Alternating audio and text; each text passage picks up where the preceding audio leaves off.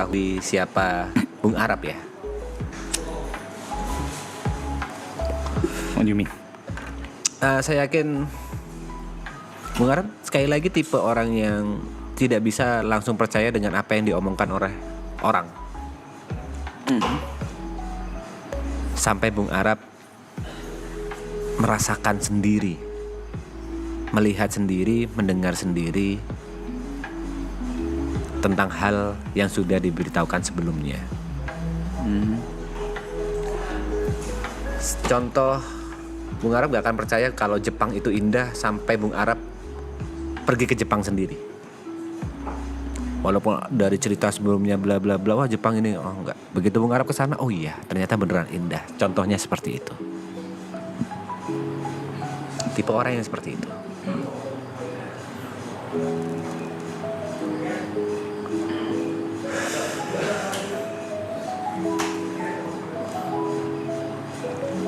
Ya, tidak ada apa-apa di kepala saya ya. Ya.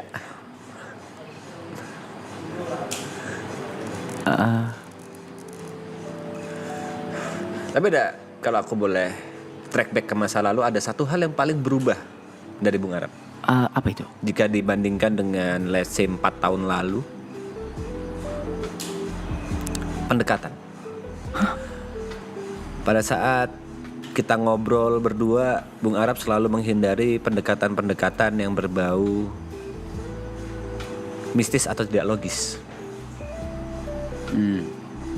Bung Arab selalu berharap logis. Tapi semakin kesini, Bung Arab mulai bisa mendengarkan pendekatan-pendekatan yang berbau tidak logis dan kepercayaan.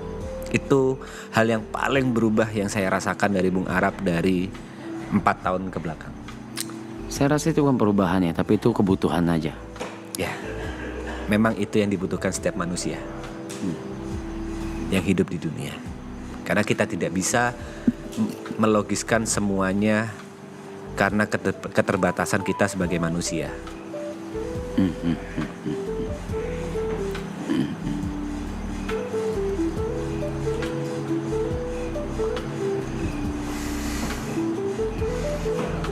Mistis. Nggak ada yang bahas mistis. Nggak ada mistis, bukan mistis. Bukan kayak gitu pendekatannya. Contoh takdir, Bung Arab dulu tidak percaya dengan takdir. Contoh jodoh, Bung Arab rasa jodoh itu di tangan dia dulunya. Ya like that lah.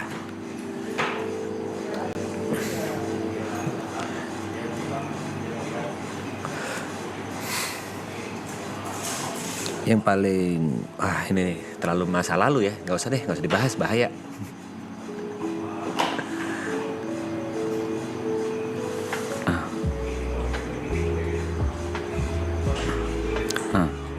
Tapi kalau saya boleh bertanya sekarang, di posisi ini, di hari ini dengan Bung Arab yang sudah mengalami 2 badai, saya tanyakan sekali lagi, menurut Bung Arab, apakah sebuah kapal bisa dikendalikan oleh 2 nahkoda?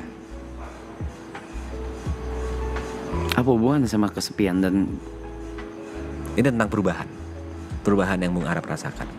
Saya ingin menanyakan hal yang pernah saya tanyakan dulu, dan saya bertanya sekali lagi di hari ini dengan pertanyaan yang sama. Menurut Bung Arab, apakah sebuah kapal bisa dikendalikan oleh 2 nahkoda, 2 kapten? apa jawaban gue waktu itu?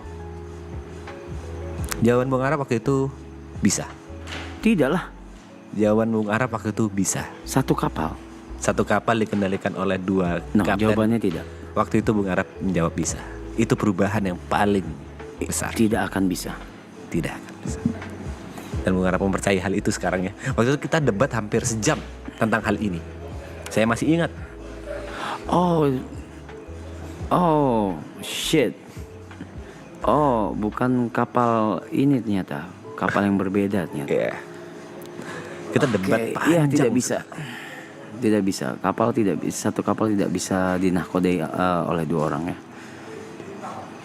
Tapi memberikan kepercayaan Sementara. untuk sementara atau untuk di beberapa sisi, iya. Ya. Saya setuju juga kalau seperti itu. Tapi kalau untuk Hak penuh. atas satu kapal untuk di nahkodai ya. Nahkoda bukan berarti nyetir ya.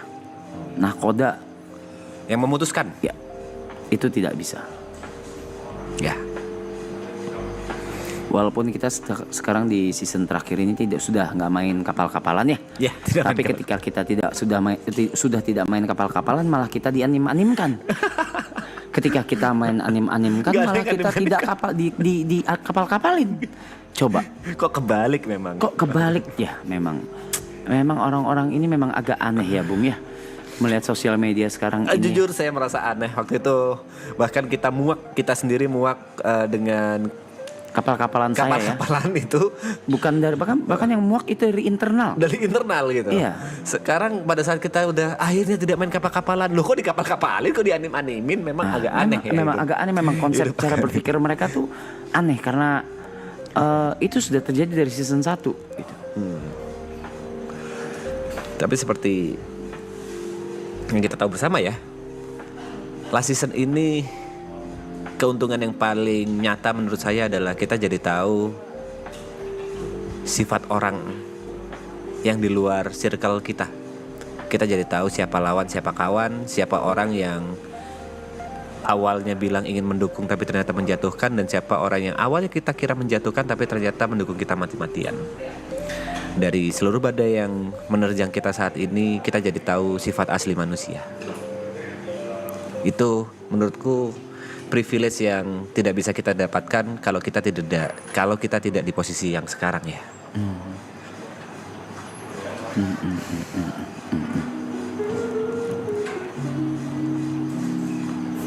Please banget yang tadi yang kapal di klip dong please.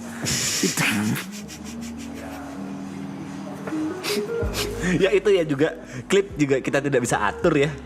Clipper mau nge-clip yang mana, lalu yang viral yang mana, yang FYP yang mana, kita tidak bisa atur selama ini. Motherfuckers. Bahkan sebatas mimpi buruk pun bisa viral ya. Iya. Kita tidak bisa atur kan. Hal-hal yang kita anggap lucu atau kita anggap seru kok nggak FYP gitu Iya, kan. tapi malah yang saya diem, saya ngimpi mas. Saya ngimpi. Itu bisa. Itu ya memang agak aneh dunia sosmed sekarang, tapi nggak apa-apa, semua kita bisa terima karena sekali lagi sesuai sama briefing saya di awal ya, kalau kita ini mempunyai universe kita sendiri ya. Jadi mungkin mereka adalah sang penulis manganya, Mungkin mereka adalah kreatornya. autornya, bisa Ya, jadi. Bisa jadi. Ya, ya.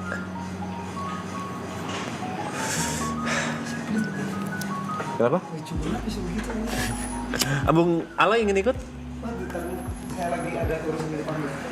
Lagi meeting Bung Ala ya? Kok sebut-sebut megang orang sih?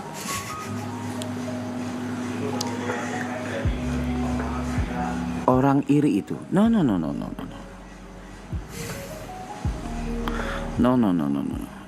Tidak ada orang iri ya. Menurut saya apapun itu, saya setelah berhadapan dengan banyak hal, banyak kejadian dan apa segala, saya lupa kalau saya harus balik ke core saya lagi, yaitu setiap orang nyari makannya beda-beda gitu. Cara cari makannya berbeda. Cara cari makannya beda-beda. Cara bertahan dan hidupnya berbeda. salah atau enggaknya, moralitasnya terletaknya di mana. Saya meletakkannya di toples yang ini, belum tentu dia meletakkan di toples yang sama. Karena kuenya pun berbeda. Iya.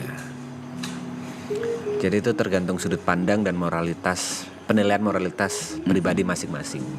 Tapi kalau kalau bahasa moralitas, menurut saya memang sudah tidak ada moralitas ya. Mungkin bagi mereka itu masih di tahap bermoral, mungkin. Iya, mungkin bukan bermoral, mungkin mereka hanya tolol atau hanya nggak paham kalau ada yang namanya hukum di Indonesia ini gitu. Ya, Itu, dan kebetulan banget kalau kata kalian, kata Bung Tepe juga, kata semua di sini juga, kebetulan saya tidak punya waktu luang. andai saya punya waktu luang. Kalau saya boleh menjelaskan tentang hukum sedikit, karena sedikit saya mengerti tentang hukum. Jadi apa itu hukum? Hukum itu mengatur kebebasan kita supaya tidak mengganggu kebebasan orang lain. Kita bebas untuk berbicara selama orang lain tidak terganggu atas apa yang kita bicarakan. Kita bebas untuk berteriak selama orang lain tidak terganggu dengan apa yang kita teriakkan. Kita bebas untuk melakukan apapun, berdansa, berjoget, atau apapun selama orang lain tidak dirugikan. Jadi kalau kita ngomong hukum, coba dipikir lagi tentang apa yang akan Anda lakukan ke depannya. Apakah itu mengganggu kebebasan orang lain untuk tidak diperlakukan seperti itu oleh Anda?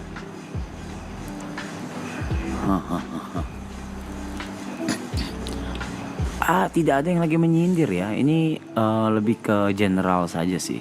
General. Komen-komen, foto-foto AI, foto-foto yang tidak seharusnya disebarkan. Ya. Lebih ke arah sana sih. Kalau foto-foto yang tidak seharusnya disebarkan, saya selalu langsung DM ya, tolong di take down atau saya urus. Saya selalu seperti itu. Karena ada hal-hal yang memang kita semua sepaham bahwa itu bukan hal yang pantas untuk disebarkan atau bahkan dibercandakan. Tapi ya balik lagi, kebetulan saya tidak punya waktu luang nih gitu. Jadi selama kebetulan itu masih ada, mungkin pendengar-pendengar di sini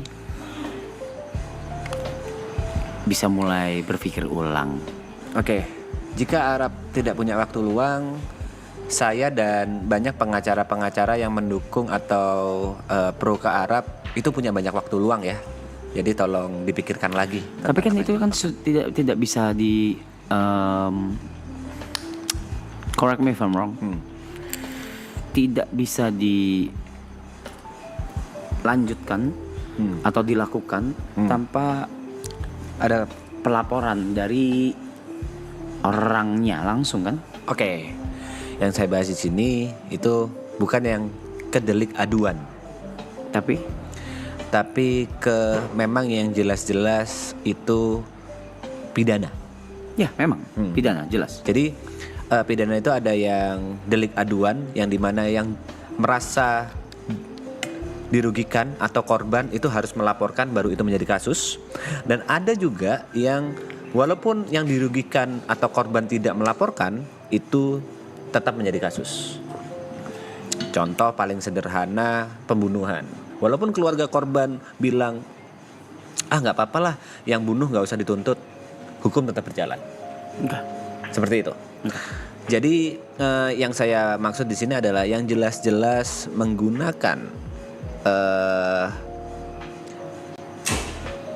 bisa dibilang foto-foto atau menggunakan hal-hal yang tidak layak yang digunakan untuk disebarluaskan dan dijadikan bercandaan, padahal itu berkaitan dengan duka seseorang, itu masih bisa dilanjutkan tanpa ada aduan. Seperti itu. Oh shit. I didn't know about that. Yeah. So ya, teman saya punya banyak waktu luang. Dan banyak pengacara-pengacara di luar sana yang mungkin pro ke Arab atau pro ke kita juga punya banyak waktu luang untuk menghadapi hal ini. Selama itu cuma sedikit bercandaan dan menurut kita masih dalam batas moralitas, walaupun itu udah paling ujung, oke.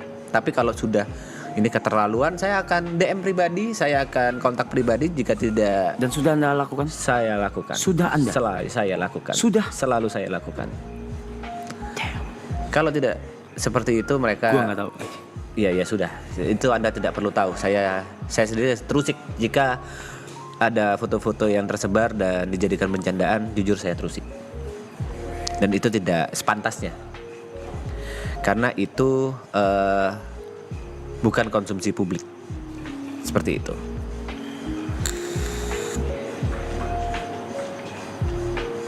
Damn. Salah satu sahabat saya pernah berbicara ini. Anda tuh punya kemampuan, Anda tuh punya kesempatan yang sangat banyak untuk membalas orang-orang tersebut siapapun itu bertahun-tahun, tapi tidak pernah kita lakukan atau saya lakukan. Dan mungkin itu yang membuat kita semua juga ada di sini sekarang, masih ada di sini. Dan itu juga yang menjadi acuan saya tentang apa yang terjadi, sedang terjadi, gitu. Di luar dari tidak punya waktu ya. Gitu.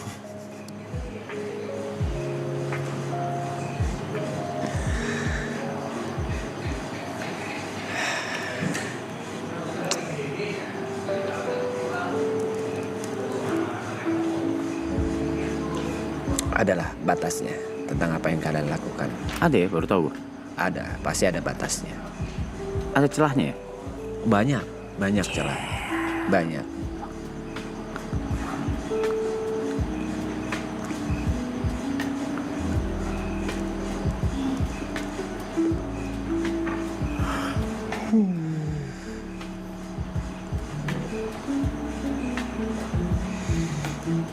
Jadi jangan berlindung di balik, wah ini kan internet, saya bebas berpendapat. Oh tidak seperti itu. Kita hidup di negara hukum yang semuanya diatur oleh hukum. Ya, kita memang bebas berpendapat, kita memang bebas memposting apapun sampai postingan itu tidak melanggar hak orang lain untuk bebas juga.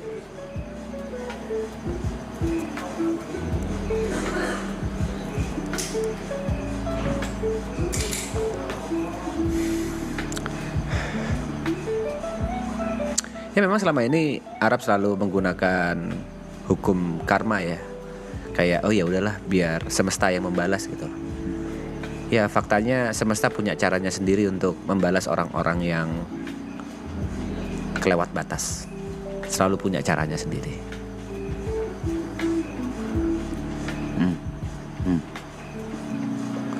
Mohon dicatat ini bukan ancaman tapi ini sebuah peringatan tentang orang-orang yang kurang memakai akal sehatnya untuk memposting apapun itu di internet. Dalam hal ini bisa berupa menyebar hal-hal yang tidak seharusnya disebar, bahkan dijadikan bercandaan. Cuma di batas itu concernku. Apakah Anda tahu siapa yang menyebar pertama kali? Sudah saya selidiki, itu ada kebocoran. Fuck. Itu ada kebocoran dari pihak yang tidak bisa saya sebutkan, yang bisa disebut kelalaian, tapi itu tidak seharusnya disebarkan. Karena itu seharusnya cuma di ranah privat. Di ranah privat, let's say aku memfoto, ku sebar ke Bang Reza gitu kan. Lalu Bung Reza HP-nya hilang atau dicuri, terus foto itu disebarluaskan. Itu seharusnya masih di ranah privat. Ya.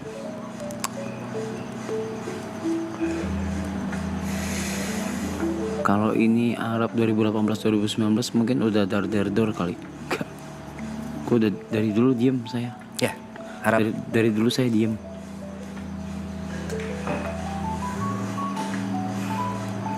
Cuma kejadian ini semua membuat saya lebih diam lagi.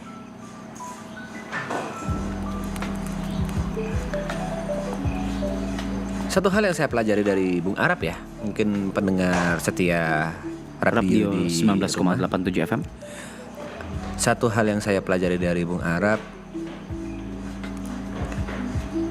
membalaskan dendam itu tidak akan ada habisnya. Diam lebih berharga daripada kita menghabiskan waktu dan tenaga kita untuk membalas apa yang mereka berbuat kepada kita. Because I think gini, the cycle must be stopped. Itu menurut saya. Cycle balas dendam itu ya harus stop. Tapi tenang, karma itu nyata. Kau jahatin orang, misalnya kau jahatin orang, Kau orang jahatin. itu balik jahatin kau, kau kesel lagi, dendam lagi, kau balas jahat lagi, begitu terus cycle gitu.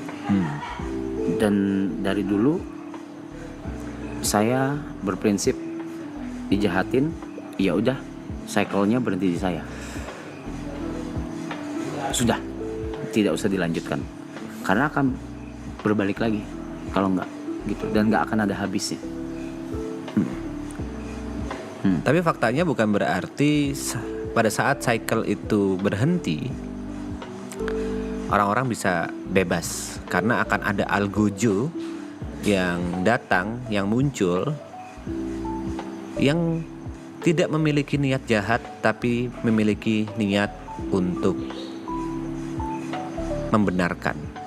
Akan selalu ada algojo itu, bahkan di luar lingkungan kita selalu ada, karena karma itu nyata. Itu faktanya. Coba bagaimana menurut teman kami? Ya, udah pindah posisi ya teman kami ya. Ya, teman kami sudah pindah posisi ya. Lebih nyaman, lebih tenang.